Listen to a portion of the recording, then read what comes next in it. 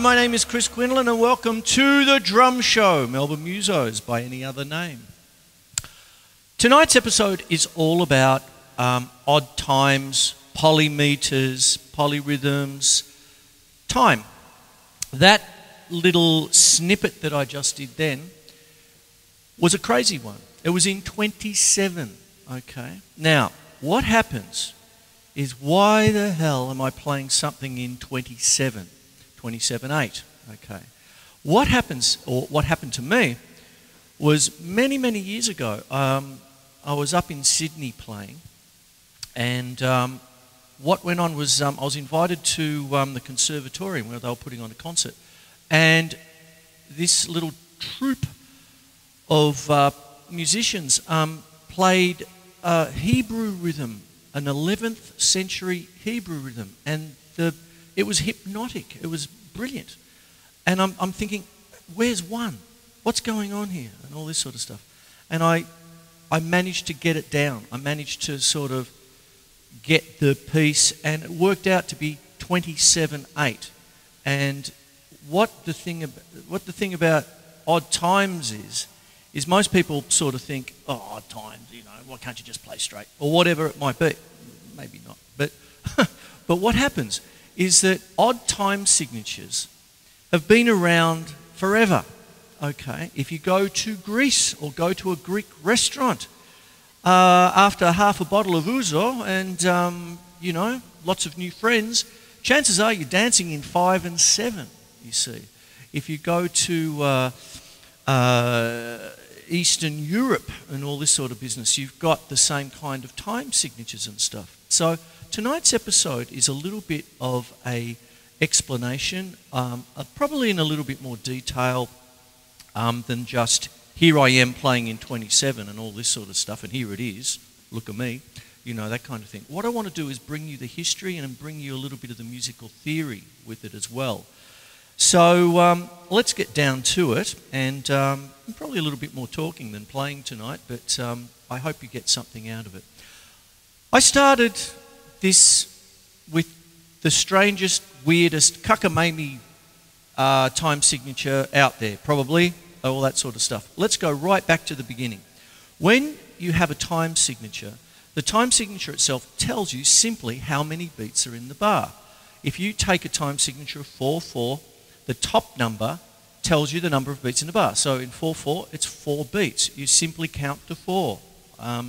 This is just creating our bass to bounce off, okay? I know it's dead simple, and if you've just done a little bit of music and all of this sort of business, it's probably, oh, do, Fred, and all that sort of stuff. But the bottom number seems to trick a lot of people. And what the bottom number tells you is that it is the type of note that receives the beat, okay? So if you have 4/4, it doesn't just mean 4 beats in the bar. It actually means that you can have whatever you like in the bar as long as it's equivalent to 4 quarter notes, okay? 1, 2, 3, 4. So think of it almost like water, you know, like kind of thing. So if you've got 4 litres of water, you're going on a camping trip and you need, you know, you need water. So you need whatever.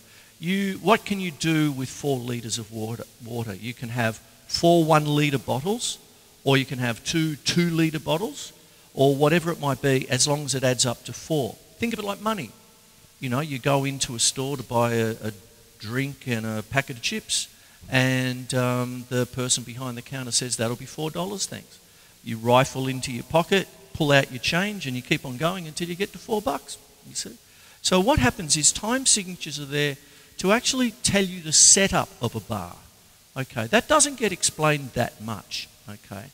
And I really just want to talk about that a little bit. Now, when we go back to classical theory with time, let's talk about that for a second, because what happens is that you have 2 main kinds of time signatures.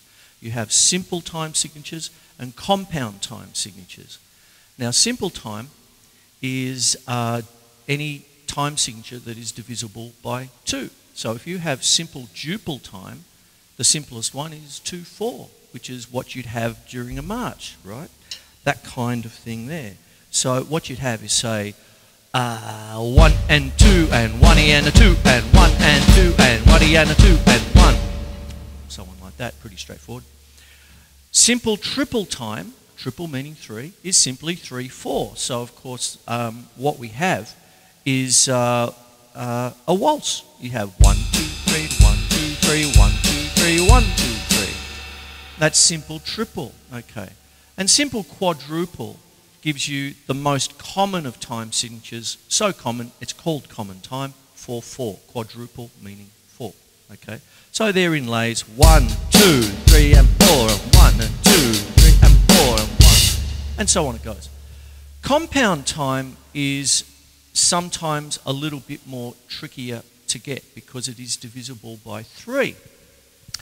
And what happens then is that when you have compound duple meaning 2, you're basically using your 3 times table. So 3 times 2 is 6.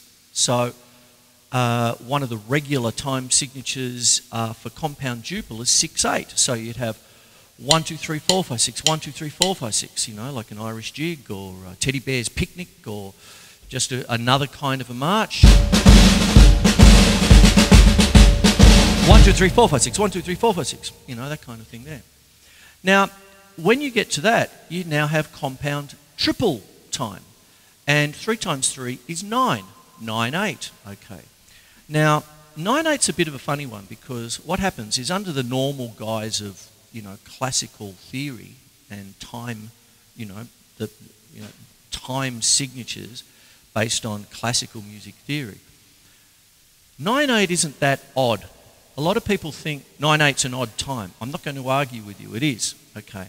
But, however, what happens is if you work it within the realms of the standard classical definition of compound triple, it's really just 3 groups of 3, okay. So if you're playing a waltz, okay, and let's say you're playing in 3/4 like a jazz waltz, like 1, 2, 3, 1, 2, 3, 1, 2, 3, 1, 2, 3, 1, 2, 3, 1, 2, 3, 1, 2, 3, 1, 3, 1, 2, 3, 1, like that. Really, that's triplets in 3/4, right? 1 and a 2 and a 3 and a 1 and a 2 and a 3 and a 1 and a 2 and a 3 and a 1 and a 2 and a 3 and a 1. But you can also treat it like 1, 2, 3, 4, 5, 6, 7, 8, 9. 1, 2, 3, 4, 5, 6, 7, 8, 9. This is sort of where you get a little bit of rock and roll history happening here, where anecdotally, Jimi Hendrix heard an Irish slip jig, and an Irish slip jig, a Celtic music, and a slip jig is an Irish jig. However, it's in 9/8 rather than the standard Irish jig being in 6/8. So there's a slip there somewhere, if you want to think of it like that. So 9/8's a funny one because it ain't so odd when you actually think of it theoretically, okay? And there you go. I'll move on, I'll finish it off. Compound quadruple time is 3 times 4, which is 12/8. So therefore, I woke up this morning. 1, 2, 3, 4, 5, 6, 7, 8, 9, 10, 11, 12. 1, 2, 3, 4, 5, 6, 7, 8, 9, 10, 11, 12, 1. And therein lays your standard 12/8 blues beat, you see. So my first segment is to really just lay down the groundwork for the next series of segments for you. And I actually started this show off with one weird time signature, 27. And I'm going to come back to that in a second.